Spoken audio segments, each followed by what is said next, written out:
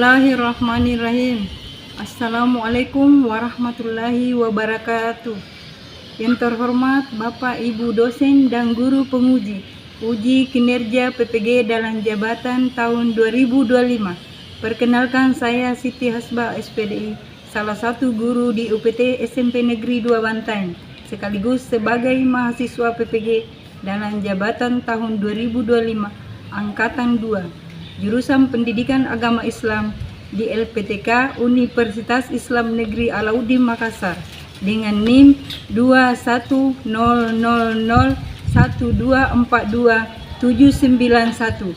Pada hari ini saya akan melaksanakan uji kinerja di UPT SMP Negeri 2 Bantaeng pada kelas 7 dengan materi Druksal dalam Salat dengan model pembelajaran PBL. Berikut video praktik pembelajaran saya.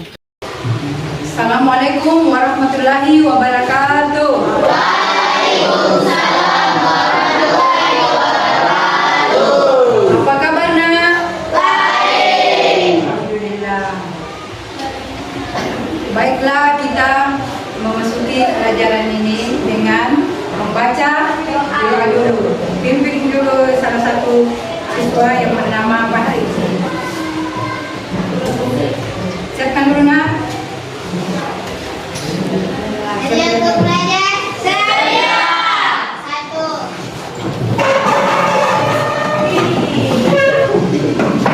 Dua, besar.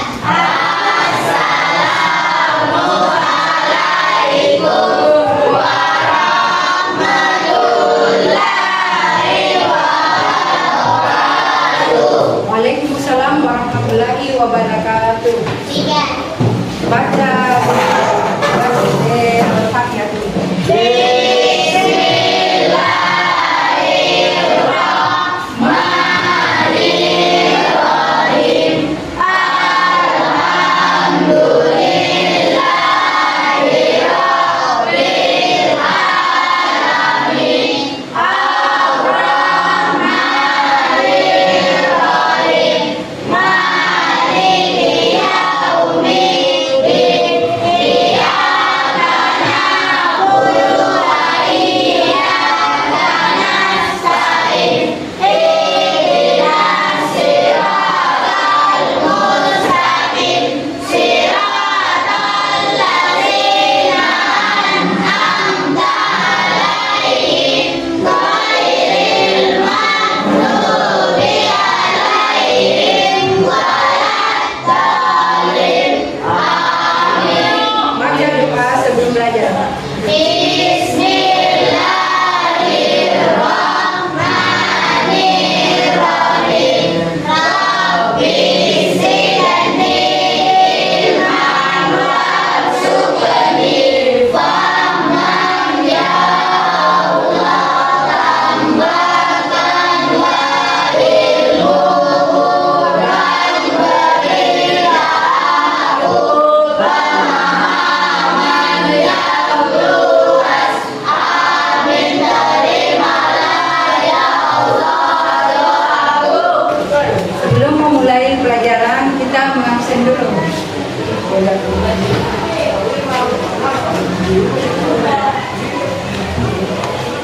Pertama, Andi Naraya, Ibu. Andi Sofyan, Ibu. Umar Arif, Ibu. Andi Saputra, Ibu. Fahri, Samir, Ayang Gafri. Sebelum masuk di materi, kita menyanyikan dulu lagu Indonesia Raya. Berdiri di semua.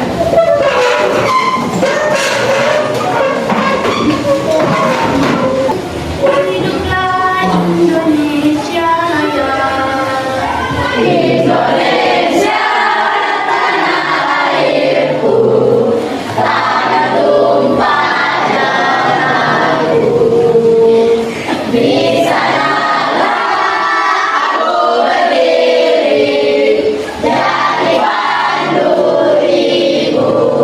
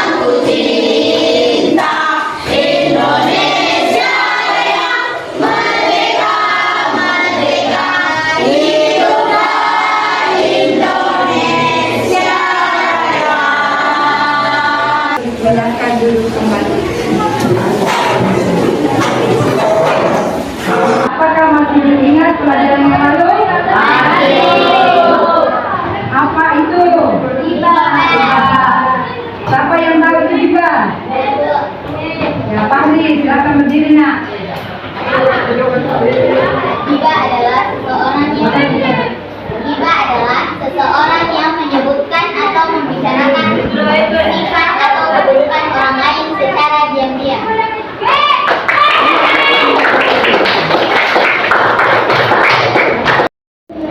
Yang kedua, penyebab terjadinya ghibah. Siapa yang tahu? Atifah, silakan berdiri.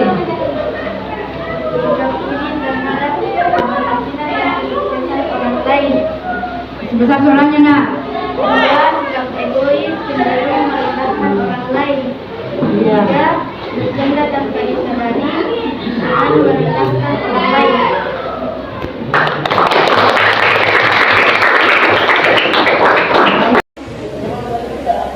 Baiklah, kita masuk ke materi dosa dalam salat.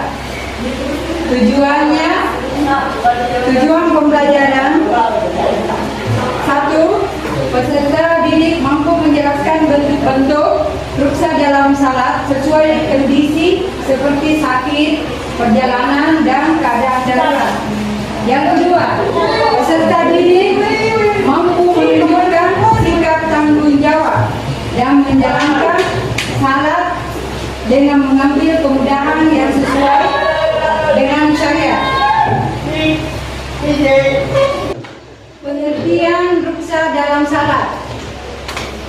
Ruksa adalah keringanan yang diberikan oleh Allah kepada umat Islam dalam pelaksanaan salat agar tetap bisa beribadah meski sedang keadaan sulit seperti sakit, bepergian jauh, safar atau keadaan darurat. Tujuannya agar salat tetap bisa dilakukan sesuai dengan kemampuan. Dalil tentang ruksa dalam salat. Pertama, Allah tidak membebani seorang melainkan sesuai dengan kesanggupannya. Dalam surah Al-Baqarah 288. 2. Salatlah kamu berdiri, jika tidak mampu maka duduklah, jika tidak mampu maka berbaringlah. Hadis riwayat Bukhari. Dan apabila kamu bepergian di muka bumi, maka tidaklah berdosa atas kamu mengkasar salat dalam surat An-Nisa 101. Lanjut. Dan jika kamu sakit atau sedang dalam perjalanan atau kembali dari tempat buang air atau menyentuh perempuan lalu kamu tidak mendapat air, maka bertayamumlah dengan tanah yang baik, bersih, usaplah wajahmu dan tanganmu dengan tanah itu. Surah Al-Maidah ayat 6. Lanjut, salat jamaah. Salat jamaah adalah menggabungkan dua salat fardu dalam satu waktu, yaitu salat zuhur dengan salat asar dan salat maghrib dengan salat isya. Salat jamaah dibedakan menjadi dua. Salat jamaah takdim adalah menggabungkan dua salat fardu dengan cara melaksanakan di awal waktu. Contoh, salat zuhur dan salat apa? Asar dikerjakan di waktu zuhur. Salat maghrib dan salat isya dikerjakan pada waktu maghrib. 2. Salat jamaah takdim adalah menggabungkan dua salat fardu dengan cara melaksanakan di akhir waktu. Contoh, salat zuhur dan salat asar dikerjakan waktu asar.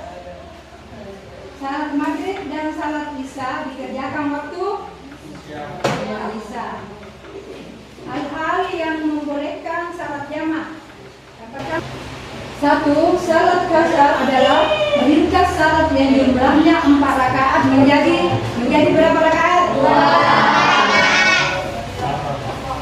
2.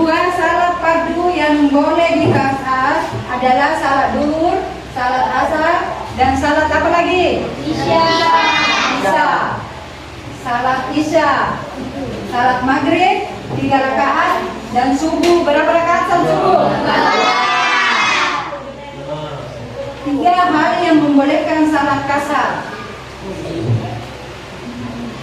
1. Sedang dalam perjalanan jauh, umumnya 80 sampai 90 km. Yang kedua, bukan perjalanan maksiat. Ketiga, belum berniat menetap lebih dari 4 hari di tempat tujuan.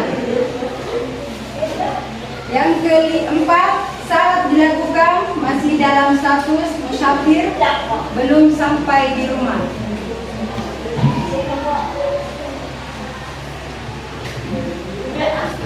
Bagian C, salat jamak kasar. Salat jamak kasar adalah salat yang dilakukan dengan cara menggabungkan 2 salat fardu dalam satu waktu, sekaligus meringkasnya. Salat jamak kasar dilakukan saat seorang sedang perjalanan. Perjalanan apa itu kalau mukasar? Perjalanan jauh. Untuk meringankan kewajiban dalam salat maghrib. Contoh, salat duhur berapa rakaat salat duhur? 4. Kita jadikan 2 rakaat. Digabungkan dengan salat asar 2 rakaat. Lanjut, salat maghrib berapa rakaat salat maghrib? 3. Ya. Digabungkan dengan salat isya menjadi berapa rakaat? 2. Salat maghrib tetap berapa? Tetap 3. Salat isya 2 rakaat. Salat jamak kasar dibedakan menjadi 2. 1. Salat jamak kasar takdim. 2. Salat dilakukan di waktu salat pertama. Apa itu salat yang pertama? Seperti salat duhur digabung dengan salat kasar. Nomor 2, salat jamak kasar takdir. 2 salat dilakukan di waktu salat kedua. Seperti kalau salat duhur ini jamak takdim seperti itu digabungkan dengan salat asar. Yang pertama dengan salat asar menjadi 2 rakaat. Bagian D, salat dalam keadaan tertentu. Yang pertama, dalam keadaan tertentu, dalam keadaan sakit. Ketika sakit, Allah Subhanahu wa Ta'ala memberikan rukhsah atau keringanan. Di antaranya, bila tidak mampu berdiri, boleh dilakukan dengan duduk.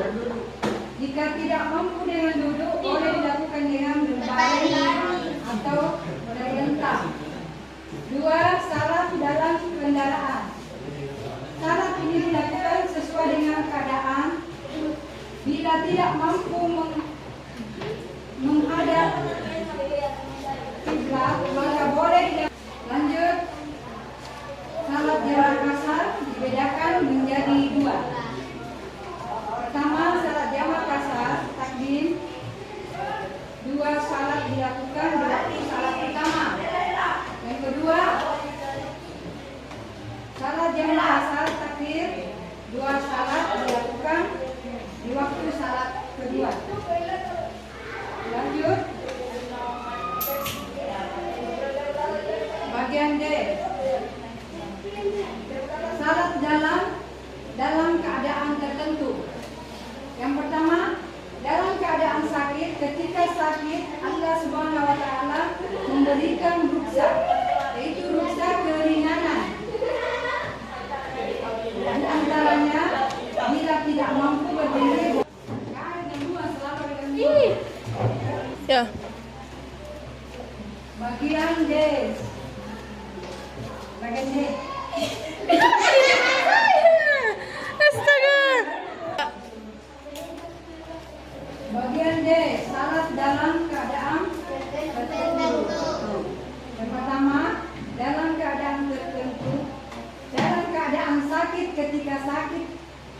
Subhanahu wa Ta'ala memberikan rukhsah atau keringanan.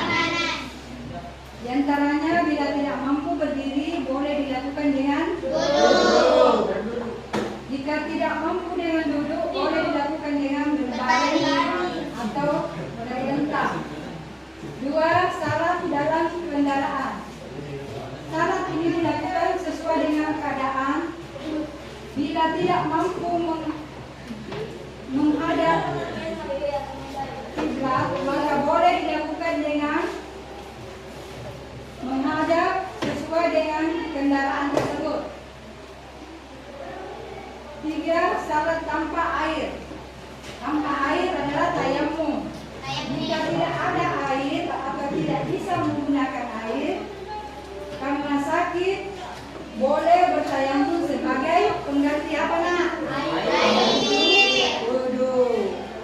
Pengganti wudu tak?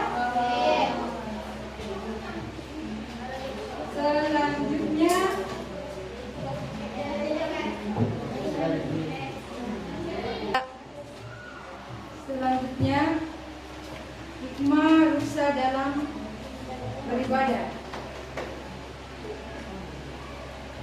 1. Menunjukkan kasih sayang Allah kepada hambanya.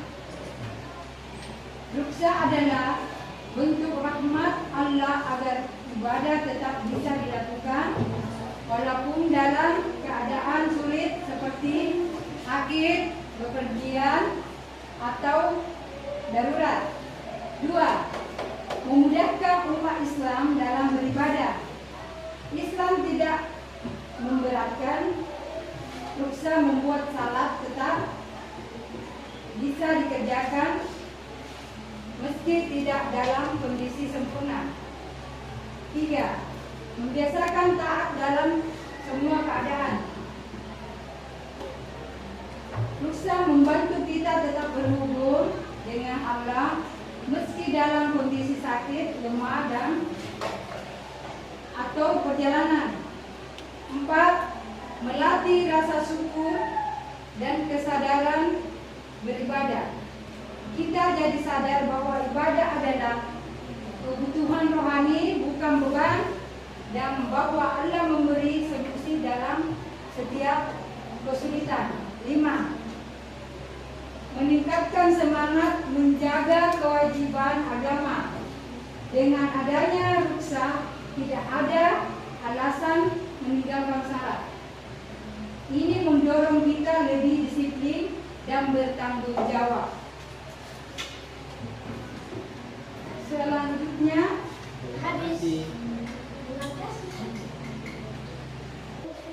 hikmah rukhsah dalam beribadah. Yang pertama, menunjukkan kasih sayang Allah kepada hamba-Nya. Rukhsah adalah bentuk rahmat Allah agar ibadah tetap bisa dilakukan walau dalam keadaan sulit seperti apa? Sakit, kepergian, atau darurat. Yang kedua, memudahkan umat Islam dalam beribadah. Islam tidak memberatkan rukhsah, membuat salat tetap bisa dikerjakan meski tidak dalam keadaan Kondisi sempurna. 3. Membiasakan taat dan dalam semua keadaan. Rukhsah membantu kita tetap berhubungan dengan Allah meski dalam kondisi sakit, lemah, atau perjalanan. 4. Melatih rasa syukur dan kesadaran beribadah. Sebelum kita diberikan tugasnya, Ibu akan memberikan pertanyaan terlebih dahulu. Seberapa penting rukhsah dalam salat? Siapa ingin menjawab? Oke, berdiri, silahkan berdiri. Sangat penting karena dengan rukhsah seseorang tetap bisa melaksanakan salat meski lagi sakit atau dalam perjalanan jauh. Ya, berikan aplaus dulu.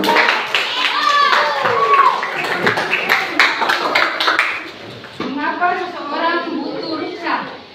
Siapa? Ya, Ripana, silakan berdiri. Karena manusia itu tidak selalu sehat atau disempatkan yang memungkinkan. Jadi ibadah tetap bisa dilaksanakan. Berikan aplaus dulu untuk yang ketiga, bagaimana ketika tidak ada rukhsah? Apa yang tahu? Rehan. Banyak yang kesulitan mengerjakan sholat karena tidak semua orang kuat sholat dalam semua kondisi. Berikan aplaus.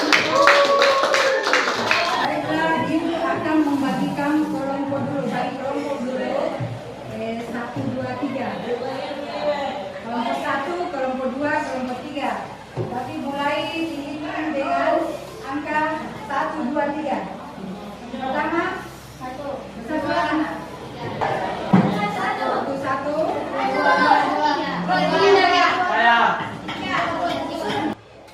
Baiklah, ibu akan memberikan lembaran KTP-nya.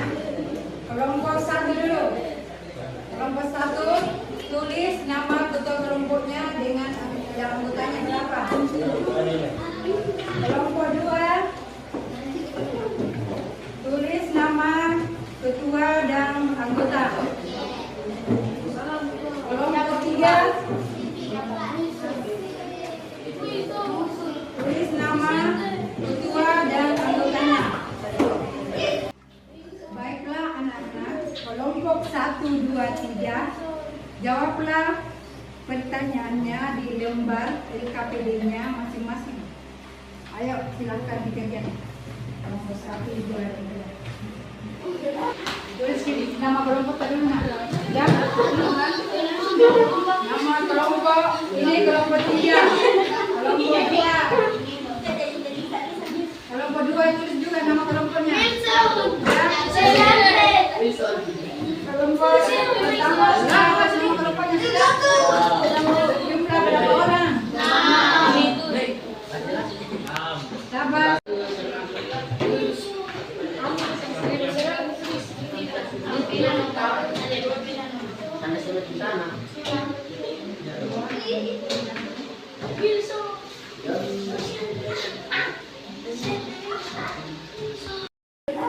Apakah sudah selesai, Nak?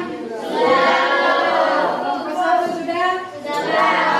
Kelompok 2? Kelompok 3 juga? Baiklah, kita akan mempresentasikan kelompok 1. Mulai dari kelompok 1 dulu. Kelompok 1 dulu. Assalamualaikum warahmatullahi wabarakatuh.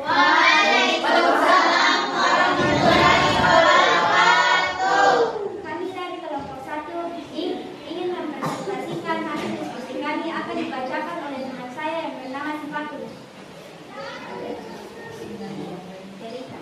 Laman sedang dirawat di rumah sakit karena demam berdarah. Ia merasa lemas dan sulit berdiri, tapi ia ingin tetap salat. Dengan dokter dan keluarganya menyarankan agar ia salat dengan duduk sesuai kemampuannya. Beberapa minggu kemudian, Rama dan keluarganya pergi ke luar kota menghadiri pernikahan sepupunya. Perjalanan dari rumah ke lokasi memakan waktu lebih dari 3 jam. Dalam perjalanan, waktu salat zuhur dan asar hampir bersamaan.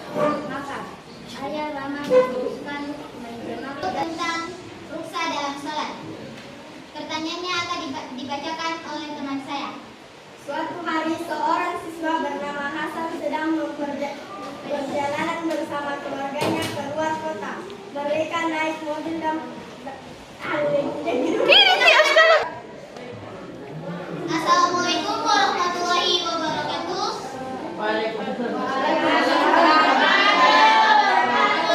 Perkenalkan, kami dari kelompok 2 akan membicarakan hasil diskusi kelompok kami tentang rukhsah dalam sholat. Terlebih dahulu, kita akan memperkenalkan nama. Perkenalkan, nama saya Muhammad Nurfarisya dan teman saya Hatimah, Nafisa Amalilda,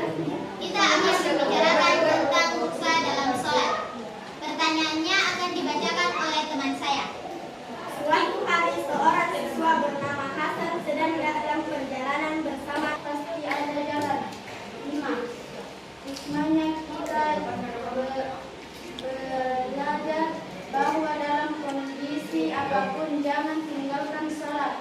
Selalu ada jalan dan kemudahan dari Allah Subhanahu wa taala.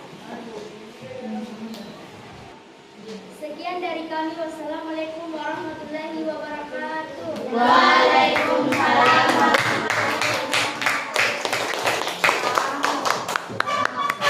Materi pembelajaran tadi adalah rukhsah dalam salat dalam bentuk kasih sayang Allah kepada umatnya.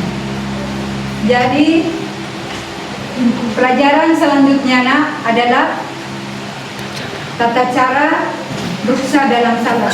Baiklah, kita tutup pertemuan ini dengan membaca Alhamdulillah.